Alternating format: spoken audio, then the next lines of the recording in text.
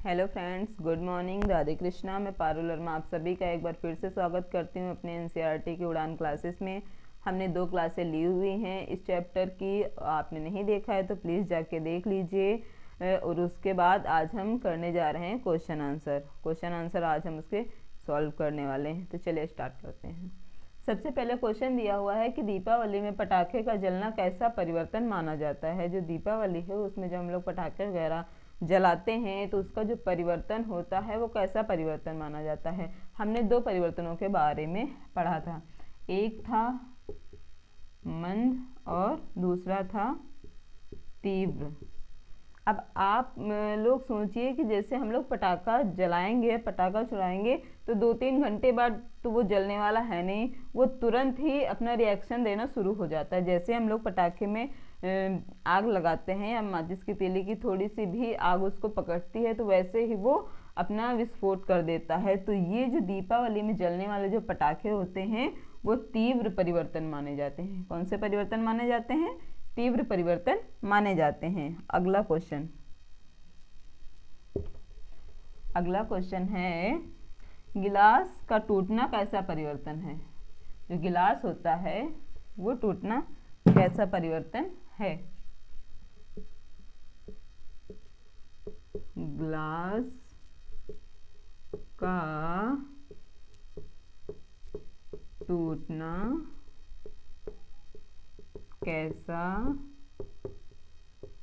परिवर्तन है। तो ग्लास का टूटना कैसा परिवर्तन है। मान लीजिए हमने एक कांच का ग्लास लिया हुआ है और कांच के ग्लास को लेके हम अब एग्जांपल ले ले कि अगर रात में निकलते हैं तो अगर हम थोड़ा सा भी डरते हैं या फिर अचानक से कोई चीज़ हमारे सामने आ जाती है जो थोड़ा सा हमें डराने लायक होती है या थोड़ी सी डरावनी होती है, तो जो हमारे हाथ में चीज़ें होती हैं वो छूट जाती हैं। हमने जो ग्लास लिया है अगर हमने कोई डरावनी चीज़ देख ली है तो वो तुरंत हाथ से छूट जाती है, तो वो जो ग्लास होता है वो तुरंत टूट जाएगा। तो ये जो ग्लास होता है, ग्लास का टूटना तीव्र परिवर्तन माना जाता है। अभी हमने 2 परिवर्तन बताए थे, मंद और तीव्र। मंद मतलब जो धीमे धीमे परिवर्तन हो, तीव्र मतलब जो तुरंत हो जाए परिवर्तन, ये तीव्र परिवर्तन माना जाता है। अगला क्वेश्चन है, फल को चाकू से काटने पर चाकू और फल के बीच पारस्परिक क्रिया होती है। कौन सी क्रिया होती है। मान लीजिए जैसे हमने फल लिया, कोई एप्पल ले लिया और एप्पल को हम नाइफ से काटेंगे। हमने ये ले लिया एप्पल, ये हमने एप्पल ले लिया और ये हो गई हमारी नाइफ।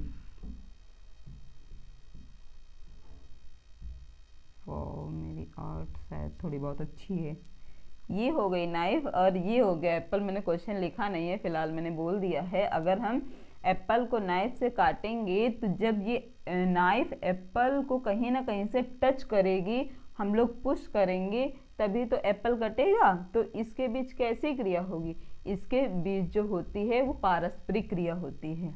इन दोनों के बीच जो होने वाली क्रिया है वो आपसी पारस्परिक क्रिया होती है। पारस्परिक क्रिया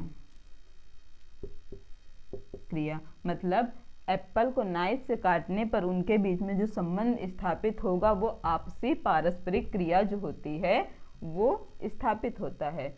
अगला क्वेश्चन है, चावल का पकना कैसा परिवर्तन है। चावल का पकना कैसा परिवर्तन है। हमने पढ़ा था, आपने ध्यान दिया होगा अगर, तो हमने एक परिवर्तन में पढ़ा था कि अगर हम किसी भी पदार्थ को उसके परिवर्तन करना चाहें तो वो उसको हम उसी रूप में फिर से पा सकते हैं। चावल का पकना, चावल का पकना कैसा परिवर्तन है। चावल का पकना कैसा परिवर्तन है। तो हमने चावल लिया, चावल को पकाया, चावल पक गए और उसके बाद उसमें कौन सा परिवर्तन हुआ। तो उसमें होगा भौतिक परिवर्तन। केवल क्योंकि चावल जो पकता है तो चावल पकने के बाद रहेगा तो चावल ही, उसमें कोई दाल या फिर सब्जी तो बन नहीं जाएगी। तो इसी वजह से भौतिक परिवर्तन में क्या होता है कि पदार्थ का रूप नहीं बदलता है, नया पदार्थ नहीं बनता है।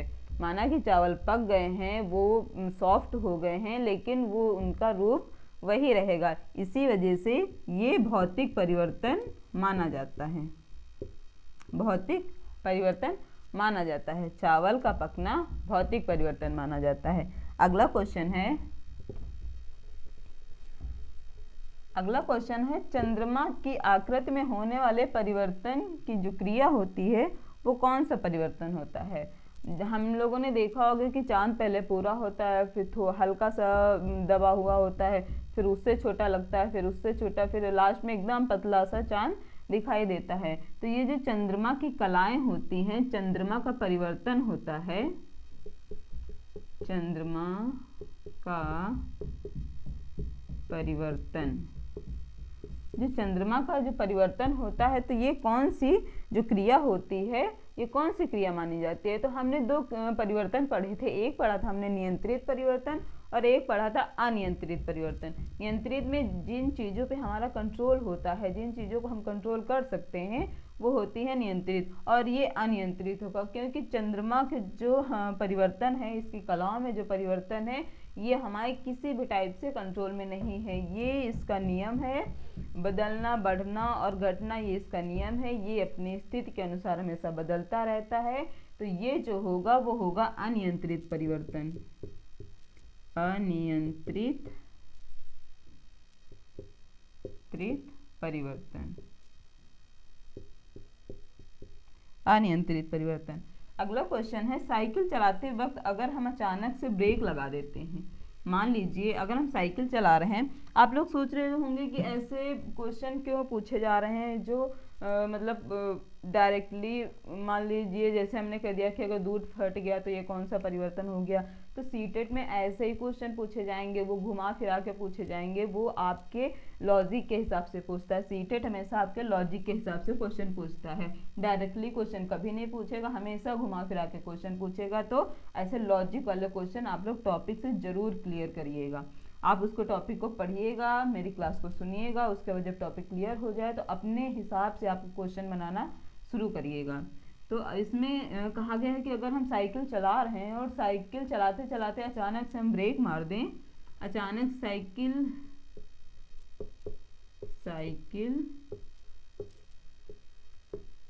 चलाते वक्त अचानक ब्रेक लगाना। मान लीजिए कोई भी बच्चा, मान लीजिए हम साइकिल चला रहे हैं, कोई जानवर आ गया, कोई बच्चा आ गया हमारे साइकिल के सामने या फिर बाइक के सामने, तो जब हम ब्रेक लगाते हैं तो वो कैसा परिवर्तन होगा, तो वो होगा नियंत्रित परिवर्तन। कौन सा परिवर्तन होगा? नियंत्रित परिवर्तन, क्योंकि ये चीजें हमारे नियंत्रण में होती हैं। नियंत्रित परिवर्तन, नियंत्रित परिवर्तन।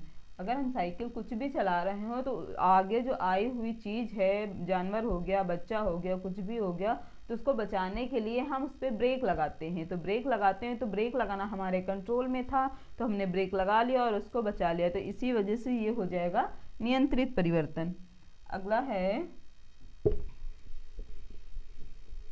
कौन से परिवर्तन के फलस्वरूप पदार्थ रूप बदलकर नए पदार्थ का निर्माण करता है। कौन सा परिवर्तन जो होता है जिसमें रूप बदल जाता है और नए पदार्थ का निर्माण हो जाता है। अभी हमने भौतिक परिवर्तन पढ़ा था जिसमें कोई नया पदार्थ नहीं बनता है, और इसमें पूछा जा रहा है कि एक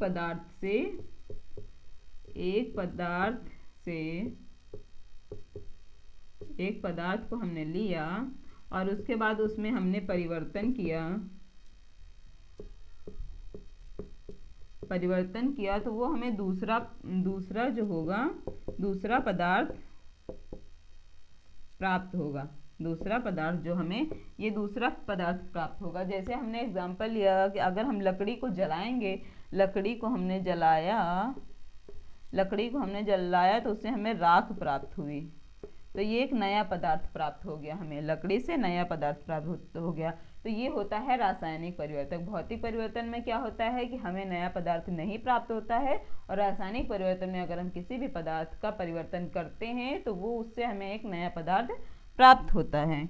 अगला क्वेश्चन है, ऊष्मा को अवशोषित करने वाले दो परिवर्तनों के बारे में लिखिए।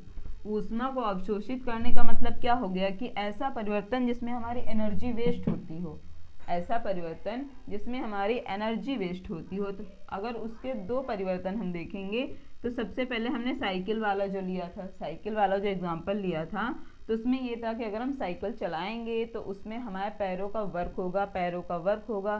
साइकिल बढ़ाने के लिए पैर मूव करेंगे जिससे हमारी एनर्जी वेस्ट होगी। तो ये पहला हो गया ऊष्मा जिसमें व्यय होती है।